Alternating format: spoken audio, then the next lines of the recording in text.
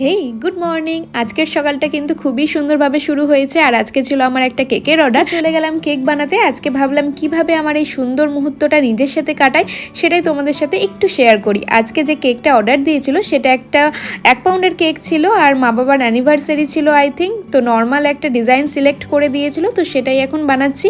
আর কেকটা ছিল পুরো রেড ভেলভেটের। ফার্স্টেই ক্রাম কোট করে রেখে দিয়েছিলাম, তারপর পুরো কেকটা ডেকোরেশন করলাম। এই কেকটা ডেকোরেশন করতে করতে প্রায় দুপুর হয়ে গেছিলো। তারপর স্নান টান করে লাঞ্চটা করে ফেললাম।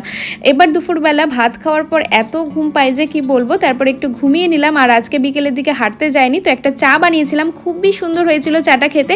মানে লাল চা যারা পছন্দ করো তারা এইভাবে বানিয়ে দেখতে পারো, খুবই সুন্দর লাগে। ফার্স্টে জলটাকে ভালো করে ফুটিয়ে নেবে, তারপর আদা দেবে আর কিছু লবঙ্গ দেবে, স্বাদ অনুযায়ী চিনি দিবে, এরপর ভালো করে চা পাতা দিয়ে ফুটিয়ে নেবে। রেডি। এবারে চাটা অবশ্যই বাড়িতে বানিয়ে দেখবে আর আমাকে কমেন্টে এসে কিন্তু অবশ্যই জানাবে যে কেমন লাগে। সাথে গল্প করতে করতে চাটা শেষ করলাম। ব্যাস, আজকের মতো এতটুকুই ছিল।